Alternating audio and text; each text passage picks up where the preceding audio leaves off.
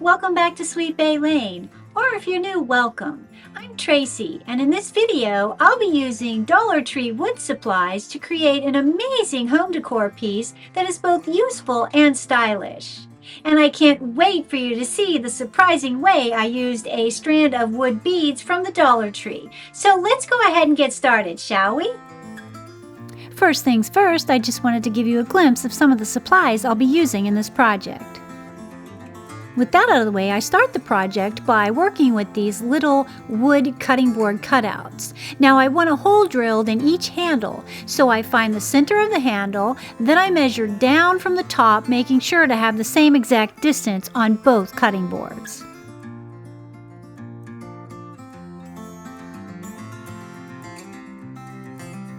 I then take my cordless Ryobi drill and I drill the holes in the handles.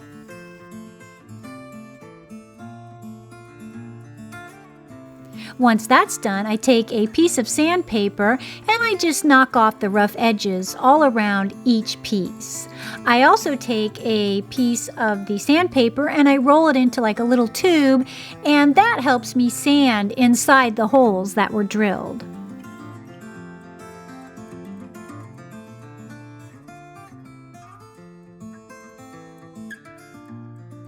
Now that that's done, I start to build the project. And to do this, I lay out a piece of wax paper and I take two of the pieces of wood that I have from the Dollar Tree. They measure 12 inches by 2 inches wide by 1/4 inch deep.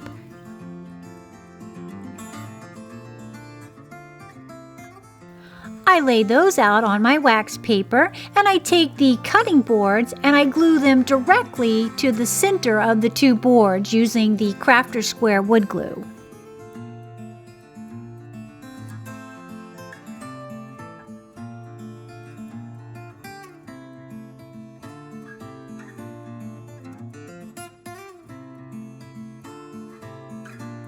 I then move on to the sides of my piece. The sides consist of two of those boards measuring 12 inches by 2 inches by 1/4 inch thick, and as you'll see, I just run a bead of the Crafter Square wood glue down the side and I stick both pieces together.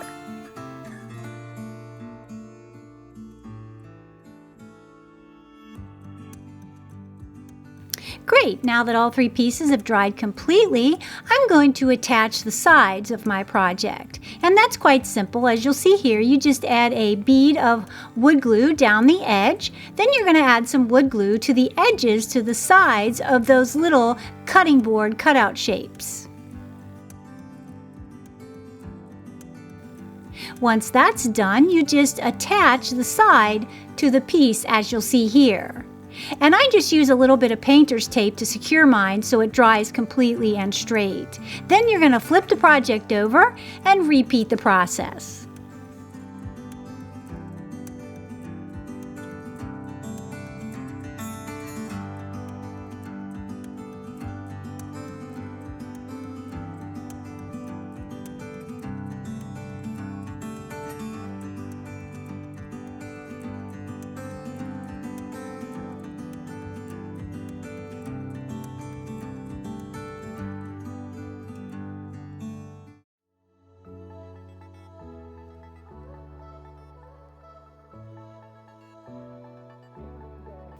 Now, once the wood glue is dried completely on our piece, we remove the tape, and I want to add a bit of a stain finish to mine.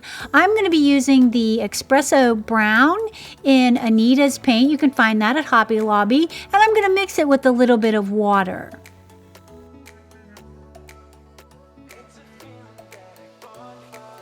I add 2 coats of the stain, and I just wipe it with a dry paper towel.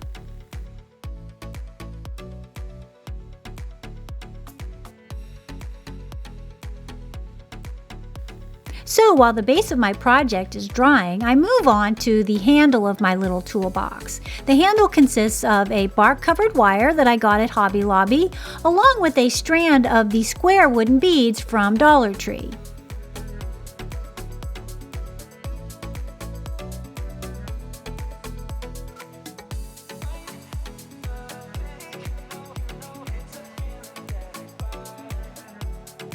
I string the beads on the wire, measuring as I go to make sure I have the correct amount of beads that I prefer for my handle.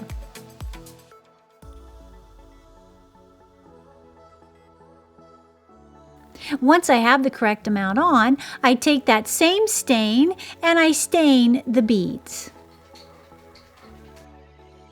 So after staining the beads and letting them dry, I then move on to attaching the handle to my piece. I thread the wire through the hole, I wrap it up around the handle, and I twist it in between the base bead and the base of the handle, as you'll see. It kind of makes a tight fit and it makes the arch of the handle perfect. And I just repeat that on the other side.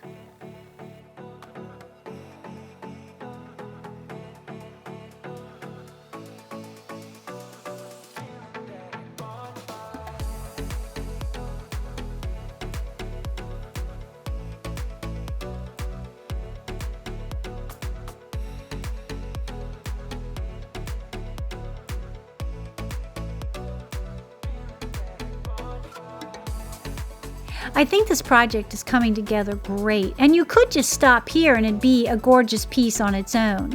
I wanted mine to be a little bit farmhouse, so I'm going to be adding some stencils. Now, since obviously I'm not able to use the whole stencil on my piece, I just took and used some parts of the stencil all around 4 sides of my box.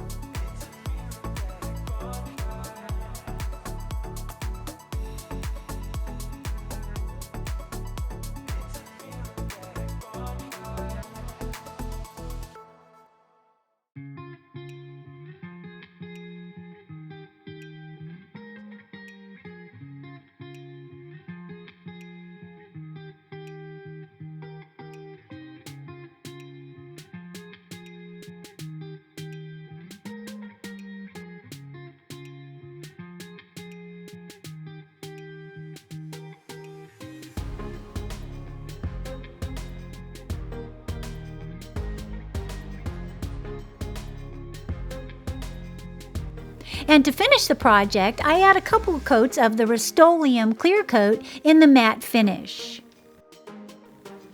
And I know the clear coat seems like an extra step, but as you can tell, it really brings out the beauty of this project. It makes the wood grain pop in the base, and it brings out all the depth of color in the wooden bead handle. I think it turned out gorgeous, and I hope it inspires you to make one of your own.